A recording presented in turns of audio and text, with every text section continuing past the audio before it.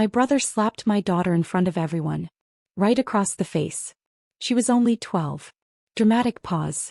My name is Elena Hart. And from wherever you're watching this, tell me in comments, have you ever watched someone humiliate your child and felt like time froze? Not from shock but from rage? It was the middle school talent show. A packed auditorium. Teachers. Parents. Students. I stood in the back, arms folded, proud but quiet as my daughter Maya stepped onto the stage with her violin. She'd practiced for months. Every night until her fingers ached. She said, "Mom, I want Grandpa to hear me play. Maybe then, he'll finally look at me." But 2 notes in she froze. Stage fright gripped her tiny hands. She blinked out at the crowd, and saw them. My father. My brother. Front row. Dad leaned over to Mark and whispered not quietly enough. "She's just like Elena. Weak. No follow-through." Mark laughed loudly, stood up in his seat and barked. "Like mother, like daughter. Both are useless." Maya dropped her bow. Gasps echoed. I tried to push through the crowd, but before I reached her, Mark marched up the steps like he owned the world. Grabbed her arm and smacked her. Open palm. The sound cracked through the auditorium. Maya stumbled. A teacher screamed. I reached her just as she collapsed into me, sobbing. And that's when my father stood up, clapped once, slowly, and said with a smirk, "Well, she needed to learn some shame." That moment, that exact moment, changed everything. Because what none of them realized was that the mic in Maya's dress was still live. Broadcasting across the school PA. Straight into every hallway. Every classroom. Even the district superintendent's office. And what none of them knew was that I wasn't just Maya's mother. I owned the entire school. And I had been waiting for this moment for years. The mask slipped. The whole city heard it. And I never let them see me cry. But they were about to see me burn. I took Maya straight home that night. She cried herself to sleep with her violin still clutched to her chest. A red imprint of Mark's hand stained her cheek. I sat at the edge of her bed and stared at the girl I'd sworn I'd protect, and realized I had failed. Not because I was weak, but because I'd given my family too many chances. They called it discipline. They called it family matters. But all it ever was abuse masked in tradition. Mark was the golden boy, the one who could do no wrong. And my father, he made sure everyone knew that I, the daughter, was the family's mistake. They thought I was quiet because I was scared. But I was quiet because I was building. After Maya fell asleep, I poured myself a drink, walked into my home office and opened a file I hadn't touched in 3 years. It was labeled, Contingency Alpha. Inside, documents, contracts, ownership papers, digital recordings, and the names of every teacher, board member and staff I'd quietly promoted or funded. I hadn't just invested in the school. I owned the entire campus under a holding company my family never knew existed. All legal. All signed. All mine. I built it brick by brick after Maya was born. Because I knew, deep down, they'd come for her like they came for me. And when they did, I wouldn't be caught unarmed. By morning, the clip from the talent show had already gone viral. Someone in the crowd had filmed it. You could hear the slap. You could hear Mark's cruel laugh. You could hear my father's smug words, echoing across the speakers. But what most people didn't realize, not yet, was that the woman who stood frozen in the crowd was the one who signed their paychecks. That afternoon I scheduled a full assembly. Mandatory attendance. Staff, students, parents. They thought I was going to issue a statement. Maybe do damage control. But when I walked onto that stage, I wasn't Elena the embarrassment. I was Elena Hart, CEO of Heartstone Education Trust. And they were about to learn who I'd become. One microphone at a time. The gymnasium was packed. Students buzzing. Parents whispering. Faculty looking nervous. Especially the ones who'd laughed along with my brother over the years. Mark was there too. Front row again, arms crossed, smirking like nothing could touch him. Dad sat beside him, cane in one hand, arrogance in the other. They didn't know. Not yet. I stood at the podium, calm, composed, he dressed in all black. The microphone hissed as I adjusted it. Silence settled like fog. I want to thank everyone for coming on such short notice, I said. My name is Elena Hart. I watched Mark's brow wrinkle. Dad shifted in his seat. You may know me as Maya's mother. But today I'm speaking as something else. I clicked the remote. Behind me the screen lit up, Heartstone Trust Holdings Incorporated. Then the deed. Then the faculty payroll structure. Gasps. For the last 6 years, I continued, I've been the silent majority shareholder and executive funder of this institution. Mark stood halfway. What the hell is this? I didn't flinch. And for the last 6 years I've watched certain staff and certain family members undermine, ridicule, and humiliate my daughter, just as they once did to me. I hit play. The video. The slap. The laugh. My father's voice, clear and booming. She needed to learn some shame. Parents covered their mouths. Teachers looked at their shoes. And Mark turned white. I turned to the crowd. Is this what we consider discipline? Is this what we teach our children? That cruelty is a legacy. The superintendent, seated near the front, stood and said, Miss Hart, I had no idea. I raised my hand. Don't worry. I'm not asking for apologies. I turned toward Mark and Dad. I'm issuing consequences. Security guards stepped forward. Professional. Silent. Ready. Effective immediately, I said, voice steady. Mark Hart, you are terminated from your position as Regional Athletics Coordinator. Your access is revoked. Your pay, frozen. Mark leapt to his feet. You can't fire me. I've worked here 15 years. I smiled. And in 15 seconds, you'll be escorted out. The guards moved. And as for you, I said, turning to Dad, you've been collecting a pension through a legacy advisory board you never showed up for. His eyes narrowed. What are you saying? I'm saying it's gone. And just like that, the balance of power tipped. They came to a school assembly. But they didn't realize. They just walked into my courtroom. Dad didn't move at first. He just stared at me like I'd spoken in a foreign language. Like the little girl he used to yell into silence couldn't possibly speak this loudly. You can't touch my pension, he finally growled. It's protected. Board voted. I am the board, I said coldly. And I have every signed vote on file. You stopped showing up to meetings 3 years ago. You're listed as inactive and non-compliant, which by the bylaws you helped write, disqualifies you. One of the guards handed him an envelope. Inside, the termination letter, final audit, and formal pension revocation. His hands shook. Mark was already being let out. But not quietly. This is why Mom left, he barked. Because you're a vindictive bee. I stepped closer. You want to talk about Mom? The whole room held its breath. She left because she saw who you were becoming. She begged you to stop hitting me. You said, she needs a tough skin. My voice didn't rise. I just let the silence dig its claws in. And now, you're not tough. You're nothing. I turned back to the crowd. Let this be clear. This school will never again tolerate bullying from the top. Whether it's a student, a staff member, or a legacy hire. Cameras flashed. Someone was live streaming it. And I let them. I wanted the world to see. But there was one more step. That evening I called a press conference. Local networks showed up. Parents. Former students. Alumni. Maya stood beside me. I held her hand, not as a shield but as a promise.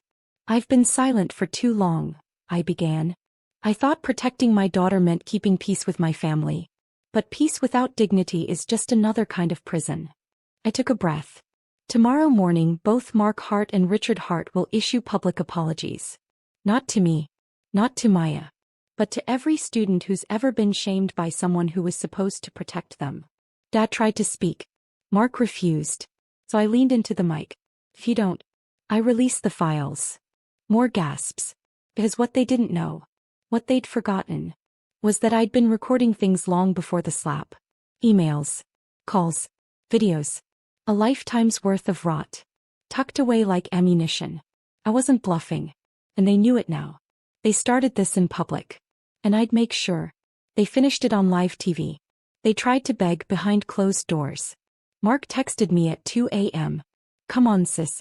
We're family. You really gonna destroy us over one mistake? One mistake? I replayed Maya's trembling fingers clutching her violin, her tear-streaked cheeks. That red handprint that didn't fade for 3 days. He didn't get it. They never did. Dad called next. No apology. Just, you think you'll come out clean in this? You're making a circus of your own blood. I didn't answer. I just sent him a calendar invite. Press apology. 9 a.m. sharp. Auditorium. Filmed. The next morning the stage was set. Cameras. Mics. Journalists. Students. Teachers. Maya sat in the front row this time. Head held high. Wearing a deep blue dress her grandmother once told her was too bold. I told her she looked like royalty. Mark arrived first. Hair slicked. Wrinkled suit. Eyes darting. Dad followed slower. Cane tapping. Jaw clenched. They stood at the mic. Shoulders stiff. Faces pale. Mark leaned in first. I want to apologize, he mumbled, for the incident that occurred during the talent. I cleared my throat. He flinched. Then turned to the audience. I apologized to Maya Hart. I was wrong to put my hands on her. It was unacceptable and I take full responsibility. Cameras clicked. No emotion. Just performance. But I let it pass. This was about Maya, not his sincerity.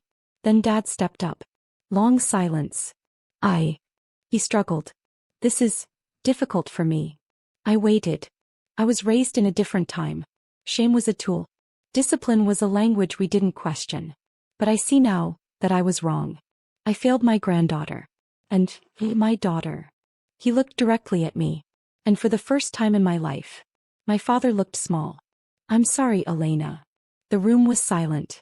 Then someone started clapping. Then another. And another. But I didn't move. I watched them step down from the stage like fallen statues. Later that night the video aired on local news. By morning it was trending nationally. #Justice for Maya. #Silent No More. #Mother and Mike.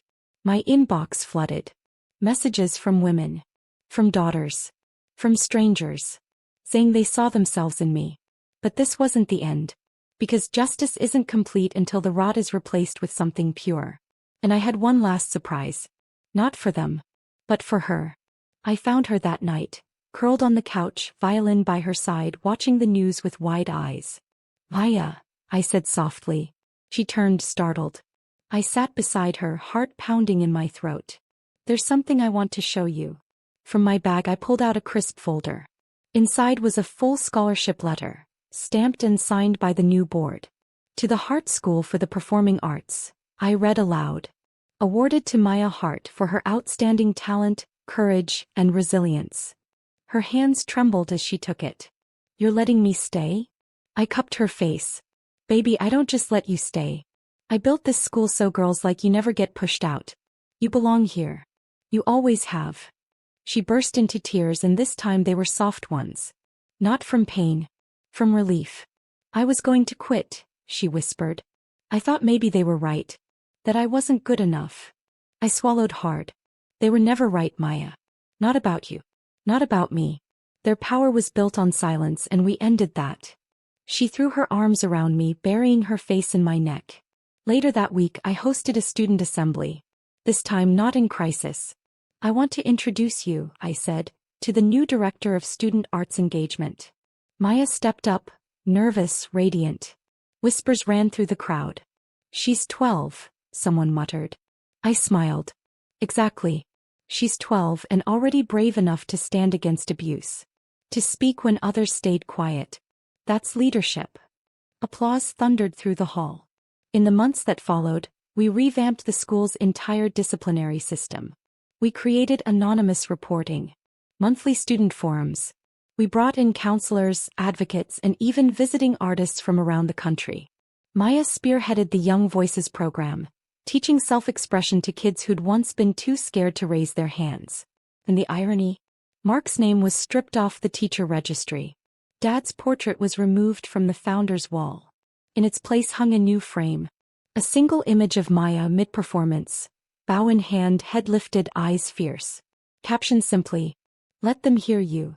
Sometimes I catch students standing in front of it, silent. And I wonder if they know what it cost. To turn pain into power. They think I'm the one who saved her. But the truth is, she saved me first. You know what no one talks about? The loneliness of doing the right thing. After the cameras left and the hashtags faded, I was left with silence. The kind that echoes in empty hallways and tighter family circles. No more holiday invites. No more group texts. Even my mother, who stayed quiet through everything, sent a short, cold message. Was that really necessary? Necessary? Maya's fingers had bruises. But it's funny. When you stop bending to shame, you start seeing clearly. We were never a family. We were a system, built on hierarchy, fear, silence. And I finally broke it. Still, some nights I cried. Not from regret, but from the weight of walking alone through the fire, with my daughter behind me. But Maya didn't let me stay in that darkness. One Sunday she dragged me into the sun. "There's somewhere we need to go," she said. We drove across town. To an old, fading building, once a community center, now boarded up and forgotten. "This is where I first learned to play," she whispered. "Before they shut it down. Before anyone told me I wasn't worth hearing." I looked around. Cracked windows, graffiti, weeds through concrete. He turned to me, eyes alive. "Let's fix it." And just like that, I wasn't alone anymore. We made calls. Held meetings. Applied for permits. We poured in funds. My funds. Not school money. Not family money. Just mine. The renovation took 4 months. But the transformation, it was something holy. Bright walls. Soundproof practice rooms. A stage that faced the street like an open hand. And a new name carved above the entrance. The Maya Heart Center, for girls who won't be silenced. Opening day, the line stretched around the block. Girls from every neighborhood. Mothers holding daughters' hands. Grandmothers crying behind sunglasses. I stood beside Maya as she cut the ribbon, press cameras flashing. She leaned in close and whispered, "Do you think Grandpa and Uncle Mark are watching?" I smiled, cold and proud. I hope they are. Because legacy isn't what you're born into. It's what you build when no one believes in you. And we were just getting started. 2 months later, a letter came. No return address. Just a thick envelope, my name typed across the front. I opened it slowly. Inside, a handwritten note. From Dad. "I watched the ribbon cutting on TV. You were right. I see that now. Mark still doesn't. But I do. I wish I had known how to love you better. I don't deserve a seat beside you or Maya. But I hope someday she'll forgive me anyway. I'm sorry, Elena. For everything." I read it twice. Then a third time. And I felt nothing. Not anger. Not peace. Just a quiet awareness that I no longer needed his apology to breathe freely. Because by then Maya and I had already filled every space they tried to hollow out of us. We didn't just survive. We reclaimed. And they sat in silence, stripped of their roles, their control, their audience. Mark applied for another teaching job in a neighboring county. Didn't get it. The board had already seen the footage. No one wanted his kind of discipline near children again. Dad's pension froze. A direct result of misuse of school funds tied to outdated disciplinary committees. Legal, clean, permanent. The same week the checks stopped, Maya's story aired on a national morning show. They asked her what it felt like to be the girl who stood up. She smiled into the camera, chin high. "I didn't stand up," she said. "I just stopped sitting down for people who never deserved my silence." I wept that morning. Quiet, shaking tears. Not from sadness. But because that little girl they dismissed, struck, and humiliated, now carried fire in her voice. And they would hear it every time she spoke. We built more centers. 3 to be exact. All under her name.